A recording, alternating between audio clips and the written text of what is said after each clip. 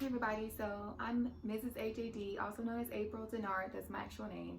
I actually want to come and just share a little bit of my keto story with you guys just so you all could, you know, just kind of know like where's all these keto recipes coming from, even though I really didn't post a lot on a regular basis because I kind of started my channel as I was deciding whether or not I wanted to change my diet lifestyle.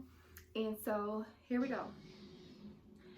I started keto April 11th of 2019, which was earlier this year. I started out at 178 pounds.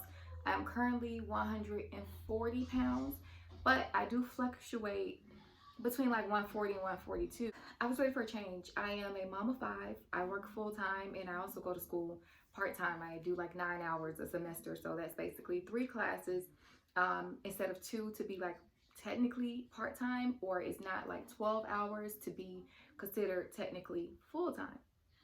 So I have a very heavy load, and I'm married, of course. I have a very heavy load, and bad eating habits, laziness, and just being tired. You know, you want to go out to eat, you want to order something takeout because it was just simple. That was just my lifestyle. I got used to that.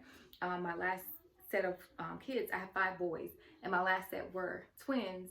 And y'all, it just seems like my weight just started to spiral out of control, and I had them around 29 going on 30.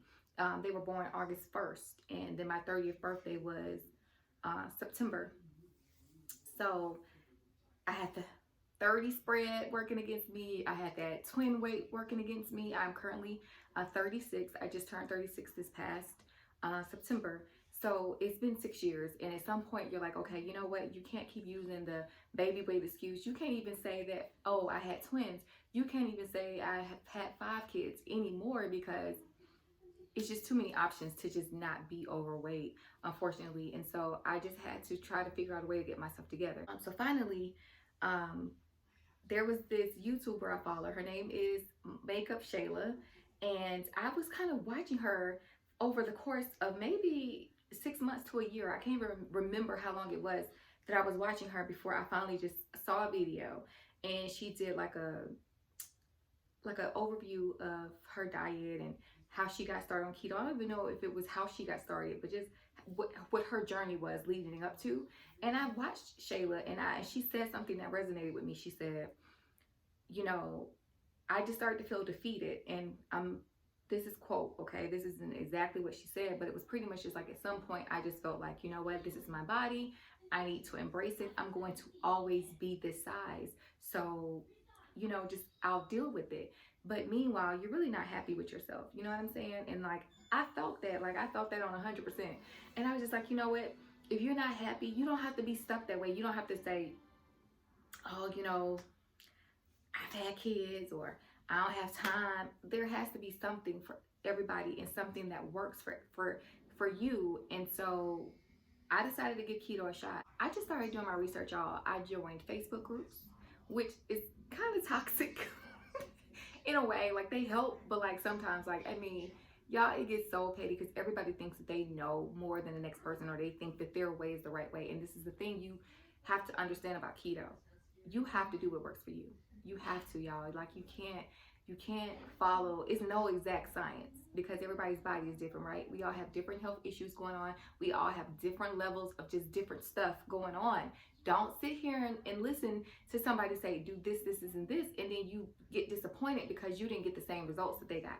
That's because you're not listening to your body, and you are not doing what works for you. So don't fall into that trap. So let me just hurry and get back to the point.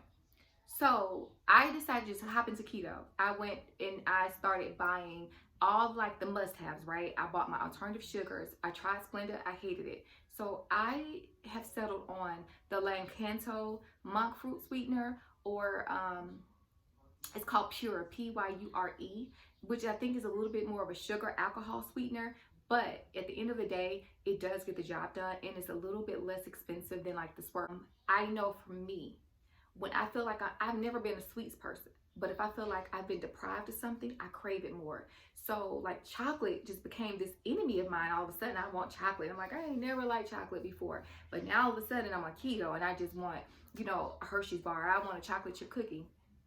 So everybody was raving about the Lily's chocolate. Okay, woohoo. Lily's is fantastic, but it is pricey, right? What I started doing was buying the Baker's. It's like a Baker's like chocolate bar by Walmart, Kroger, Publix, any of your local grocery stores, right? It's 100% unsweetened chocolate.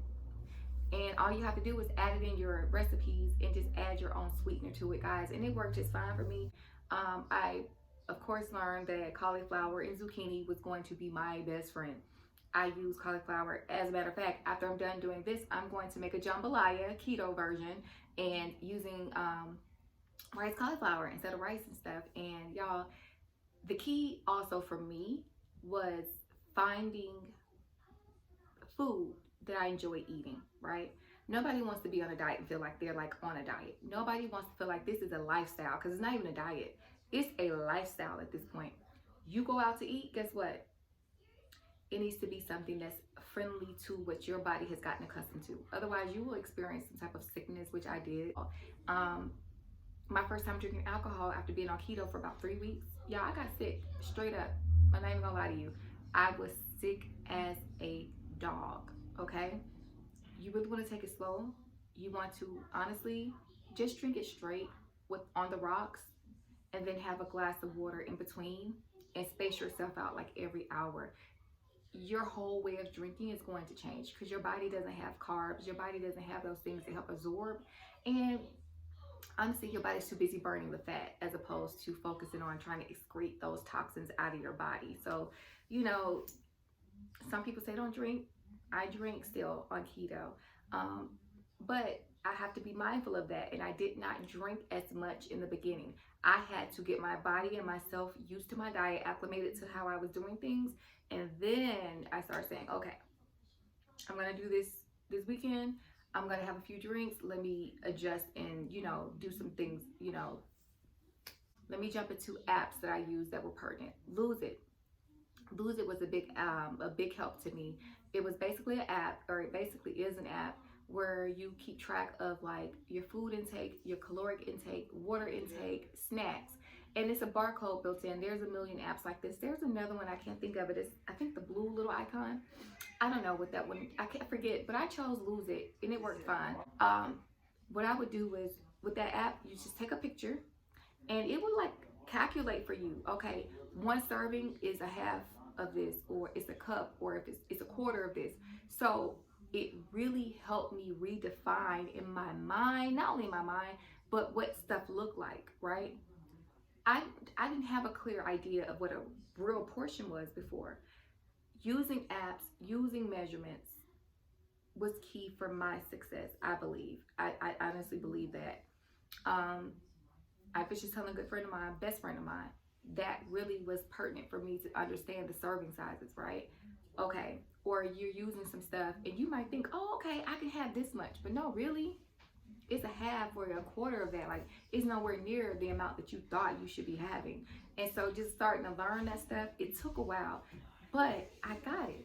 And so now I know, like, you know, I can look at something, read the contents of it. It's like you having to teach yourself all over again how to eat. And that's okay, because once you get the hang of it, like, everything goes so smoothly. Okay. The next thing is cooking. Like I was saying, things had to taste good to me. I'm a soulful person. I was born and raised in the South. I grew up in Atlanta, Georgia, or a suburb nearby, because you know Atlanta, you can be an hour from Atlanta, okay? I grew up in the suburbs of Atlanta. I was born in Birmingham, Alabama. I have family from all over the South: Mississippi, Louisiana, South Carolina. Southern, true and true. I need my food to taste good. Every night, I can't eat just sauteed salmon and salad. That was fine at first, but after a while, you're going to want things that taste good and feel good to you, and you don't feel guilty at the end of the day when you consume those things. So it was about learning how to cook stuff. Google recipes, guys. Look on YouTube for recipes. Or the rule of thumb for me was always, just don't add a lot.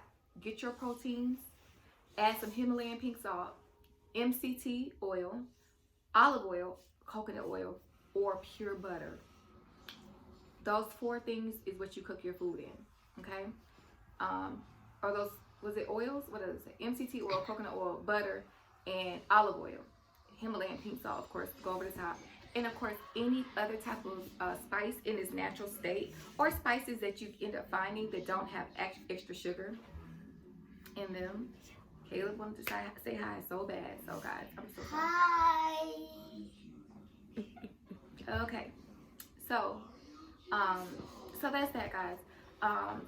Another thing was exercise, right? When I first started out, I went playing tennis, right? Because it was spring, it was nice and beautiful outside. Then summertime hit in Georgia. And I was like, it's too hot out here. I'm not exercising. And I haven't exercised. I'm just going to be honest with y'all. I have not exercised since it got hot. And in Georgia, that was probably like mid-May, end of May. And so that's another perk of keto.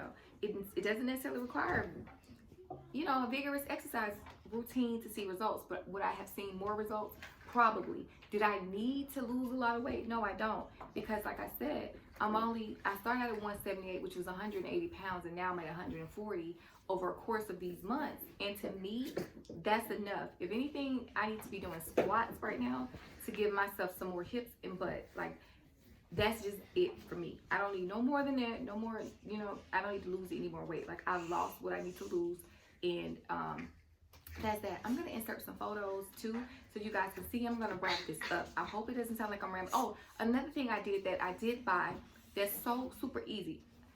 I bought some a weighted hula hoop from Amazon. It was maybe $20 if that, right? You connect it once it gets here, and you can do this while you're watching television. You just put that baby over you and you just do your hula hoops. Christian, can you go get my hula hoop?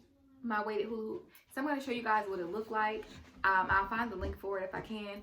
Leave in the description box. I don't get any type of anything for nothing from YouTube. I do this just because I like it. It's a hobby, okay? But it did help. That weighted hula hoop helps trim down my stomach, and I bought a waist trainer from a company called Sculpt, and I was using it initially. Now it's too big. I bought I think a large or a medium. I think a medium to start off with.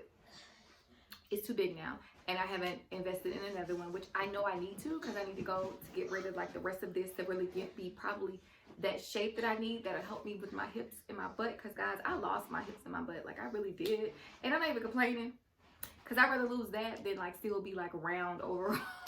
So anyways, that's pretty much all I have for you guys today. Like, if y'all have any questions, leave it below, and then I'll come back and do like a shorter version of like just answering like a Q&A, because I know I'm all over the place. This was a very spare of the moment video. I didn't have any intentions on even doing this tonight, so I do apologize. And so Caleb wants to be seen as always. That's my youngest baby. He's the youngest twin. So anywho, thank you guys so much for watching, and I will talk to y'all later. Good job, Mom. Thanks. Yes. Okay. Press the red button. Yeah, guys. So here's my weighted hula hoop that I bought. It's pretty big. It doesn't even fit in this frame, but as you can see, it has weight to it. Okay. So when you're doing, you're standing up and you do your hula hoop, you can do this like literally while watching television. I'll show you guys like how it looks, and I'll show you guys how it looked today, where I am in my midsection. I told you guys the still area that I'm working on. But I mean, again, thank you all so much for watching. If you have any questions, we'll do a Q&A. I'll go through the comments. If I see questions, I'll come back and answer them. If it's not enough to really do another video, I will answer you directly in the comments, which hopefully should work too. So thank you guys again so much for watching, and I look forward to seeing you in another video. Bye, guys. Press the button, please.